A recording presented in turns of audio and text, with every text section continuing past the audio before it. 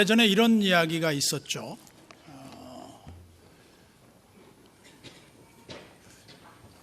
총각이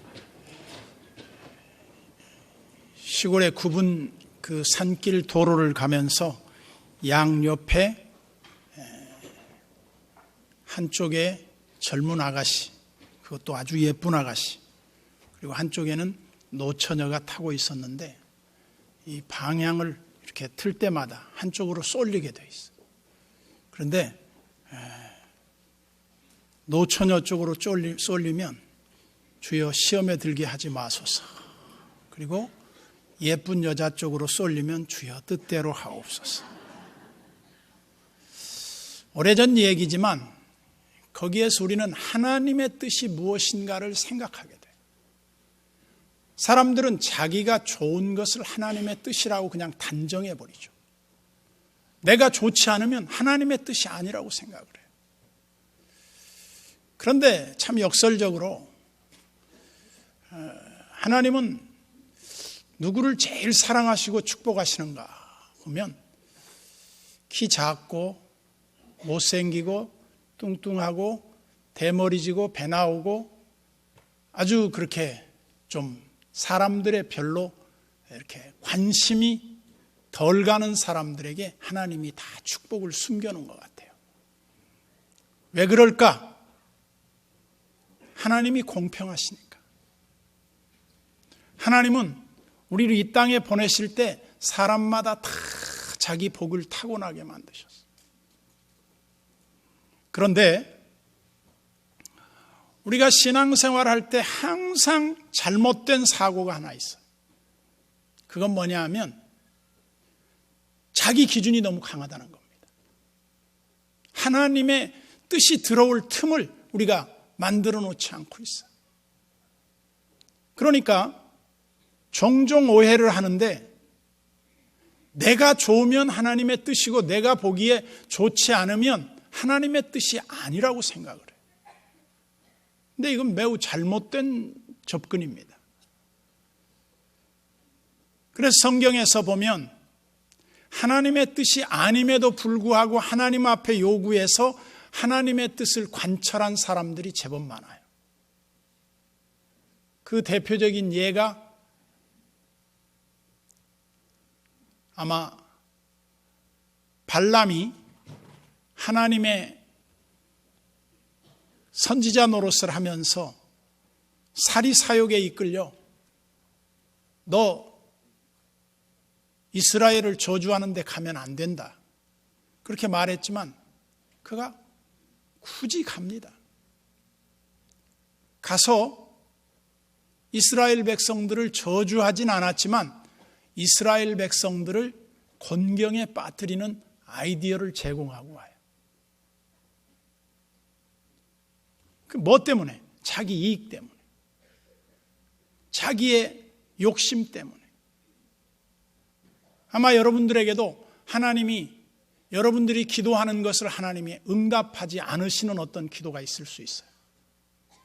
그러면 여러분들은 감사합니다. 하나님 뜻이 그러하시다면 제가 처리하겠습니다. 그러고 돌아오는 게 아니라 우리 한국 사람들은 하늘나라의 보좌를 흔들어 부셔서라도 하나님의 뜻을 관철시키고야 말아요. 지독하죠. 그런데 이런 그 억지 때를 쓰는 모습이 사무엘 시대에도 있었다는 거예요. 사무엘 시대에 이전까지를 우리가 뭐라고 말하냐면 사사시대라고 합니다. 선지자 시대, 사사시대.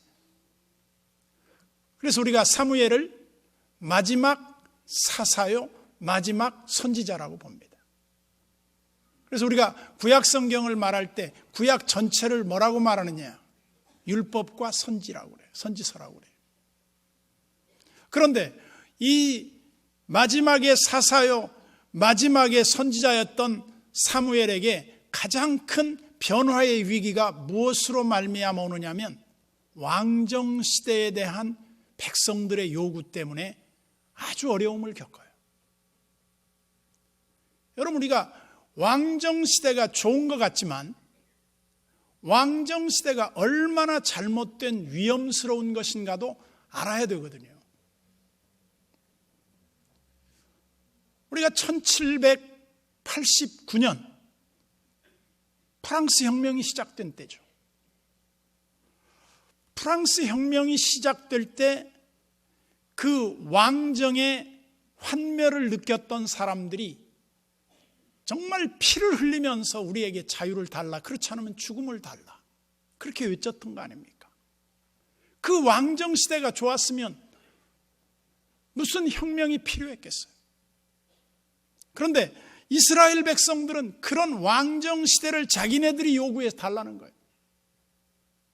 그러면 그 이전 시대는 뭐냐? 우리가 신정 시대라고요. 하나님이 통치하는 시대라고. 우리를 하나님이 다스리는 것보다 더 잘 다스릴 수 있는 방법이 있겠습니까? 저는 없다고 봅니다.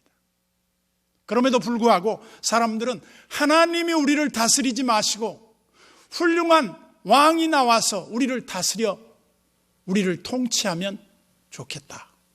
그게 이스라엘 백성들의 한결같은 요구였습니다. 그래서 사무엘 선지자가 하나님 앞에 가서 하나님 앞에 두 귀에다 대고 자상하게 설명을 해요. 하나님, 이 백성들이 왕을 달랩니다. 그러니 어떻게 해야 됩니까? 그랬더니 하나님이 사무엘에게 왕정시대에 잘못된 것이 무엇인가를 잘 알려줍니다. 우리가 루이 14세, 짐이 곧 국가다. 왕정 통치의 가장 큰 피해가 뭡니까? 왕 하나를 위해서 모든 백성들이 다 고생해야 돼. 이건희 씨가 쓴 책에도 보면 그런 말을 하지 않았습니까? 고대 봉건 시대는 그 군주 하나를 위해서 수천 명의, 수만 명의 사람들이 그 한 사람을 위해서 종노릇했다.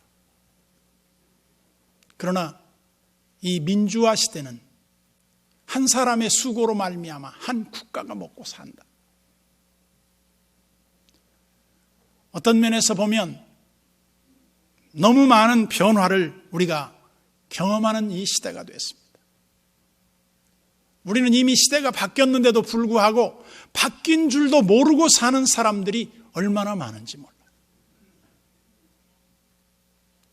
2차 세계대전이 끝나고 이미 평화의 시대가 왔는데도 일본 사람들은 필리핀 한 섬에서 숨어서 전쟁 중인 줄 알고 거기서 숨어 지내는 거예요.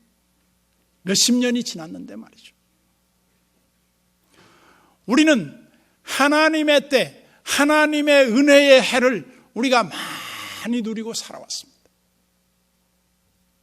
이거를 우리는 감당할 수 없는 은혜, 하나님의 한량없는 은혜, 하나님의 말할 수 없는 그 큰 은혜를 다 무엇으로 갚을 길이 없어 이 몸 밖에 드릴 것 없어 주님께 드리오니 주님 나를 받아 주옵소서. 그게 우리의 고백 아닙니까? 그런데 이스라엘 백성들은 좋은 것을 굉장히 거부하는 못된 병이 있어요. 이스라엘 백성들이 하나님의 은혜로 이집트에서 주전 1442년 내지 43년으로 봅니다. 그래서 그때 이스라엘 백성들이 정말 영광의 엑소더스가 이루어지잖아요. 출애굽이 이루어져요. 그런데 이스라엘 백성들이 선뜻 나가려고 그럽니까? 안 나가려고 그럽니다. 우리를 차라리 여기 그냥 고기 까마 곁에 먹고 있다가 죽게 놔두라는 거예요. 이게 인간의 속성입니다. 그런데 하나님은 어떻게 해요? 그들을 그 고난의 풀무 속에서 이스라엘 백성들을 아브라함과 약속을 기억하시고 4대 만에 약 이스라엘 백성들이 430년 동안 그들에게 종살이하고 늦은 감이 없지 않지만 하나님이 그들을 이끌어내십니다. 그래서 그들을 약속의 땅, 축복의 땅, 젖과 꿀이 흐르는 땅 이스라엘, 지금의 그들의 그 고토, 가나안 땅으로 그들을 인도하십니다. 그때 그들은 어떻게 반응합니까? 우리를 그냥 이집트에서 썩게 놔두라 이 말이야. 노예 근성이 있어요. 죄의 근성이 있어요. 하나님의 은혜에 대한 수용적 자세가 결여되어 있어요. 그래서 하나님은 어떻게 합니까? 결과적으로 그들에게 하나님의 능력을 나타내 보이시고 그들을 10가지 재앙으로부터 구해주시고 그들을 이끌어내십니다. 그리고 홍해를 가르시고 낮에는 구름 기둥으로 밤에는 불 기둥으로 그들을 영광으로 호위하시면서 그리고 그들의 광야길을 하나님이 늘 지켜주시고 모든 걸 준비해 주셔. 만나와 메추라기로 그들에게 먹여주십니다. 그들이 자기네들이 쌓은 간식이 떨어질 때쯤 됐을 때 하늘에서 만나가 내렸습니다. 만나가 내려서 그것을 갖다가 먹어본 그들은 감격에 겨워서 이것이 무엇이냐 그랬다고요. 그게 이것이 무엇이냐 그 말이 히브리어로 만나라는 뜻이에요. 그만큼 감격스러운, 정말 이 표현을 좀 의역한다면 오, 이렇게 세상에 맛있는 게 세상에 어디 있냐. 그러면서 감격스럽게 먹었지만 그들은 나중에 어떻게 말합니까? 나중에 그들은 그게 일상화되고 축복이 그 자기네들에게 당연시 여겨질 때쯤 되니까 야, 이제 만나는 보기도 싫다. 먹기 싫은 게 아니라 보기도 싫은 거예요. 그래서 우리는 옛날이 그립다. 애굽에서 먹던 오이와 수박과 파와 마늘과 부추와 그런 음식을 먹고 싶다. 광야에서 그게 어디 있습니까? 내가 볼 때 광야는요, 생존만 하면 되는 곳이에요. 광야에서 호강하려고 그러면 안 돼요. 우리가 이 세상 사는 데에도 호강스럽게 살려고 하지 마세요. 하나님의 은혜로 우리가 과분한 축복을 누리며 하늘에서 내리시는 만나와 메추라기와 때를 따라 돕는 은혜와 그 풍성한 하나님의 준비하심을 우리가 늘 힘입고 살면서도 우리는 감사할 줄 몰라요.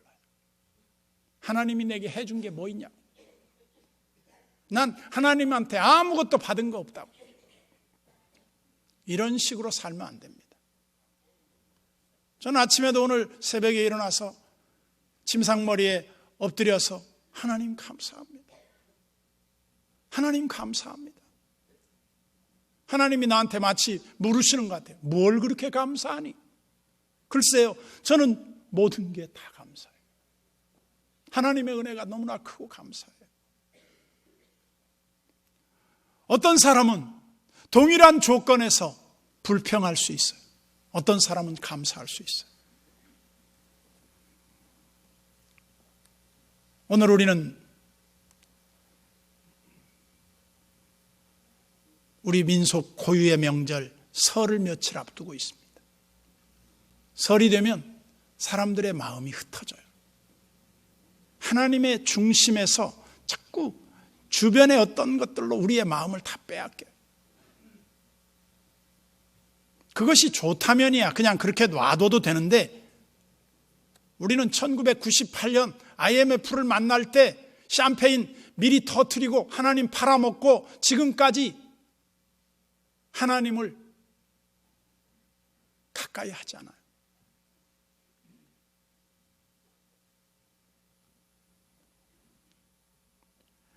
하나님은 우리에게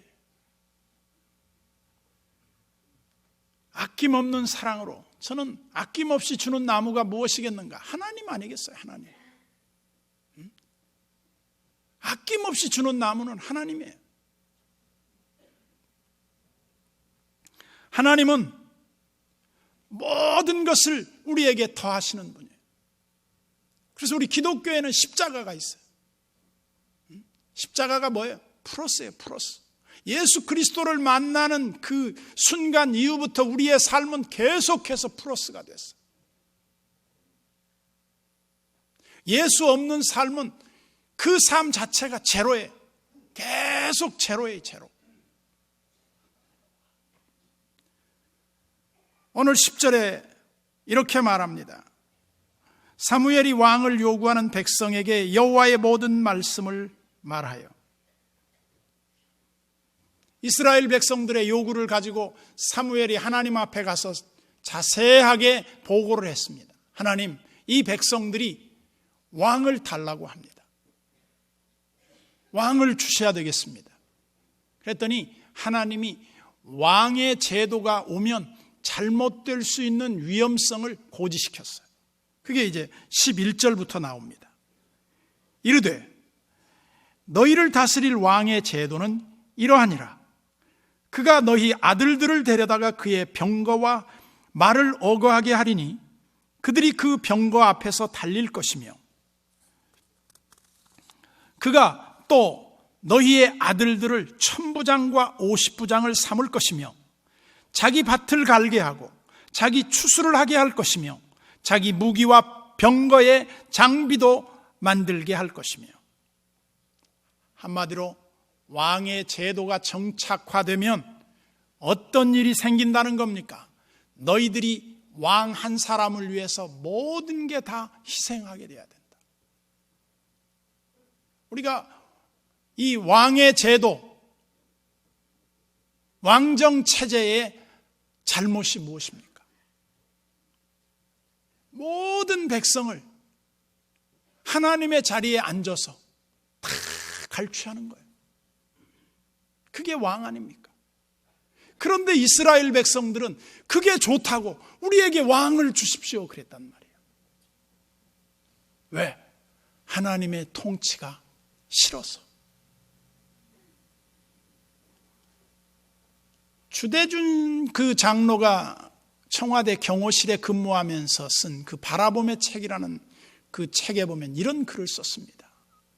자기는 매일 청와대에 출근을 하면서 경호 업무를 감당하면서 그는 아침마다 내일을 새 옷으로 갈아입는다.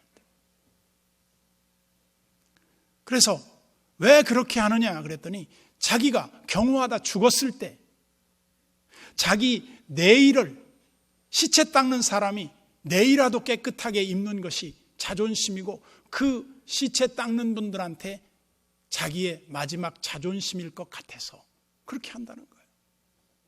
다른 말로 하면 그들은 늘 죽음을 준비하고 산다는 거예요. 누구 위해서? 지도자를 위해서. 그래서 여러분, 그 대통령이 갈 때 미리 가서 다 경호하고 경호 요원을 다 배치하고 차가 지날 때면 그들은 얼마나 차 앞에서 뛰고 뒤에서 뛰고 옆에서 뛰고 막고 있습니까? 그러다가 불의의 테러라도 나면 그들은 몸을 던져서 총알바지가 돼서 장렬하게 죽으면 그들은 아무도 죽음을 슬퍼하는 게 아니라 경호 잘했다고 박수 받을 뿐이에요. 어떻게 보면 폐기 처분 당하는 거 아닙니까? 이런 물론 왕권 제도는 아니지만 우리는 어떤 면에서 보면 하나님의 거룩한 이 통치와 하나님의 우리의 왕되심에 대한 것을 거부한 이스라엘 백성들에게 찾아올 결과는 너무나도 비참한 것임에도 불구하고 그들은 그걸 보지 못해요.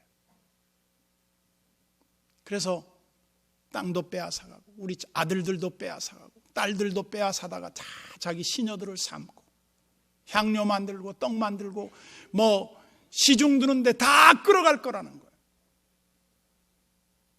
그리고 그들이 무엇보다도 11조를 떼가요. 세금을 떼가요. 15절에 보면 이렇게 말하지 않습니까? 그가 또 너희의 곡식과 포도원 소산에 11조를 거두어 자기의 관리와 신하에게 줄 것이며. 우리나라 모 대통령이 은퇴한 후에 그 비자금을 그 밑에 자기의 가신들에게 다 나눠줬다. 그게 액수가 얼마인지는 모르겠지만 나와 함께 수고했다. 자, 가져라. 기업 회장들 불러서 너 얼마 가져와. 너 얼마 가져와. 오늘날 민주사회임에도 불구하고 그런 일이 있었다고 하는데 왕정시대에 누가 감히 아니요 할 사람이 있겠어요?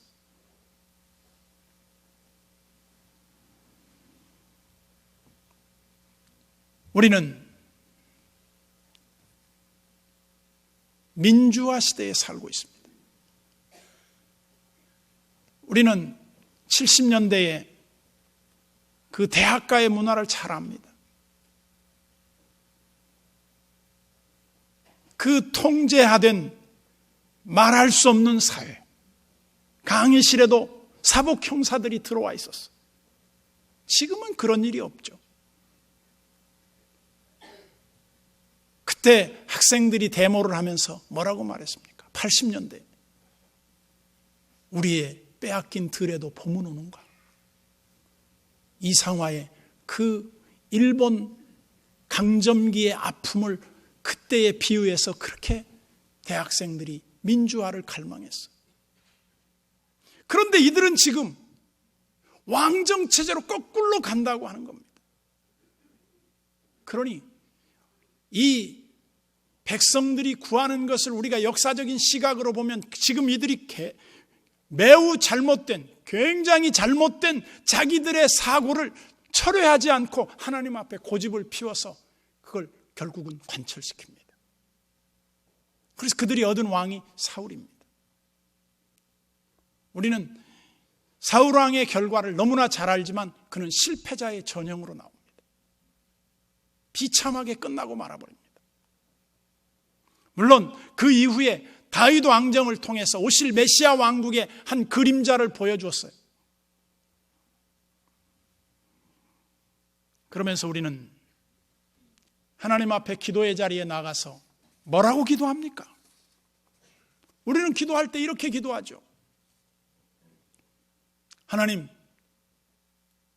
제 소원은 이것입니다. 잘생긴 남자, 키 큰 남자, 돈 많은 남자, 배 안 나온 남자, 머리 대머리 안 된 남자 만나게 해주세요. 그런 사람 만나면 불행합니다. 왜? 고생하는 거예요. 인물값 하는 거예요. 뭐로 그런 사람 만나요? 하나님이 그놈들한테는 내가 돈을 안 묻어놨느니라 그런 사람 구하지 마라. 아닙니다. 저는 뒤지게 고생해도 그런 놈 만나야 됩니다. 여러분 신앙생활의 거의 대부분이 그런 식입니다. 아닙니다. 하나님이 아니래도 아닙니다. 그래도 하나님이 그래 알았다 네 마음대로 해라. 이러한 신앙의 공식을 너무너무 밟고 있어요.